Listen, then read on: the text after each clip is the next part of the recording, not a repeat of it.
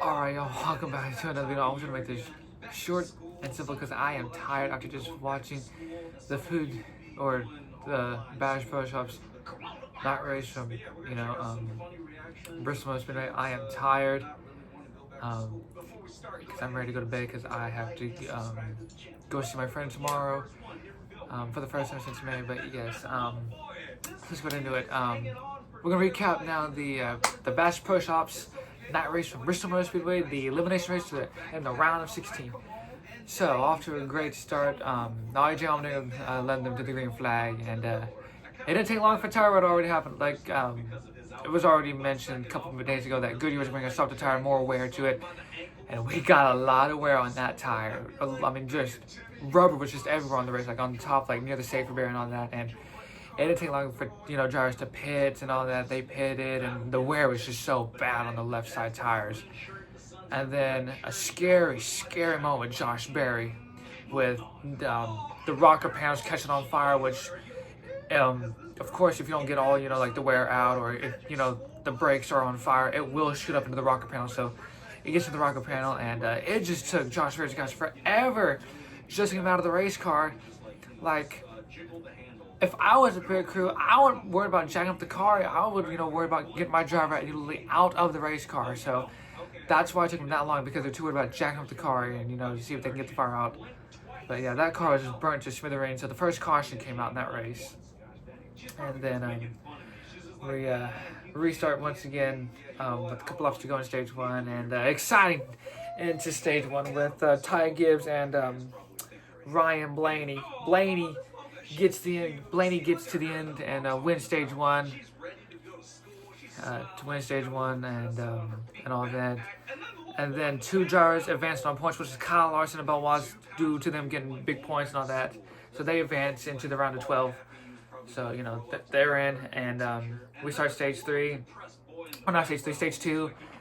And once again, it's just like that bottom lane just struggled. I mean, the bottom lane just struggled just to get a good start. This time Ty Gibbs led, and he just shot out of a cannon. So yes, the bottom lane struggles with the start, and Alex Bowman was in a must-win situation. He swapped pit crews with the 77 of Carson Hocevar. So Bowman had the 77 crew, and the 77 had the 48 crew. So they swap crew chiefs, or they swap pit crews. But yes, and then once again more tire wear happened in stage two. It was just tire wear after tire wear after tire wear, just a lot of tire wear in the race.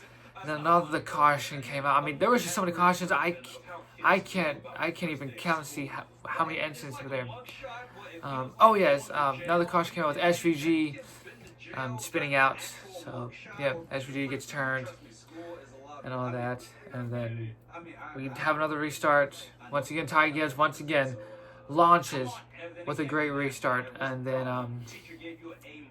another caution came out. SVG goes around again. So yes, he spins out again, and just a lot of cautions, which I don't even know how many drivers were involved in incidents. I can't show clips in the videos anymore because literally after the Italian Grand Prix, literally last week, I got copyrighted for showing clips, which I don't know why, but yes, I can no longer show clips, so I'm trying to avoid getting copyrighted once again. So we're going to be discussing it from now on. So yes, and then we restart again. Ty Gibbs, like I said, shot out of a cannon, and then he goes on to win stage two. So after losing out on stage one, Ty Gibbs goes on to win stage two, and then we get into the final stage, and points just kept flipping and flopping. And then another caution came out with playoff driver Chase Elliott smacking the outside wall head on, and it was a hard hit. And then it was really tough to tell, but John Hunter and Nemechek was flying in turn three, and Chase Elliott cut him off, and then gets turned. Then Hamlin gets to the back of John Hunter, which put Chase hard into the wall. And Chase Elliott was worried. Those points, he was, I want to say plus 43 with him being out. Those points, plus 32, plus 29, plus, I mean, those points kept tumbling for Chase Elliott.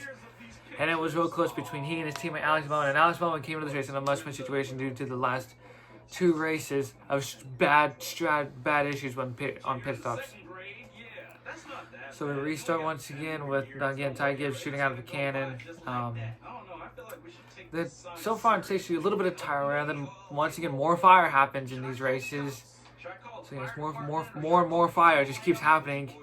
But it wasn't too bad. I mean, every time, I mean, you can even look, like, literally, like, every time the pit crew took off the tire, I mean, you could just see the brakes on fire. Like, it was just bad. But, yes, and then, it was a little bit okay. And then another caution came out with, Denny Hamlin's tire literally just exploding. Like, I guess, like, the inside of the tire sawed off, and then it caused it to spark, which pole sitter AJ Allmendinger had nowhere to go, gets clipped, put him into the wall. Hamlin goes in the wall. Byron had nowhere to go, and he gets involved in the incident.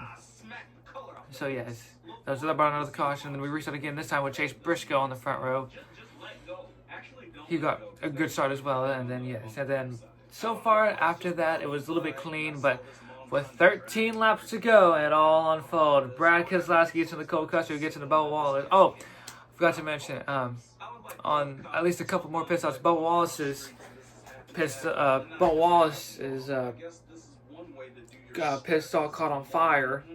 So yes, so his pit stop caught on fire and all that, and then Austin Cindric, once again, you know, fire on the rocker panel once again. So yes, and then let's combine on the 66 of Chad Fincham, also another rocker panel fire. So yes, a lot of fire happened in this race instead of you know, accidents. But yes. And then with 13 laps to go, Cole Custer gets hit by race leader Brad Keselowski, who gets into playoff driver Bubba Wallace, and Bubba Wallace smacked the outside wall hard, and then that's brought out the caution. And then it was interesting because you had Keselowski and others come in on pits, and then you had Carson Hocevar, Zane Smith, and Alex Bowman all stay out to see if they on all three of those had no tires. They had no tires at all, so they all stayed out. And then with the final restart with 4 laps to go, the top two got away, but they started sliding and they just had no grip on those tires anymore, so they lose out on the lead. Bowman struggled on restarts and struggled again on this restart. So yes, he struggled. Bell was in the right position to take the lead, and then Brad Keselowski was there, and the final lap comes out. And Brad was in the last guys. I mean, he shot the 20, but Bell kept the control and wins the Bash Pro Shops night race here in Bristol. And that means all 3 of the Joe Gibbs Racing have all swept the round of 16. Briscoe won Darlington, Denny Hamlin won Gateway last week, and now Christopher Bell wins tonight's Bash Pro Shops night race. His first win since March 9th at Phoenix, when he won the.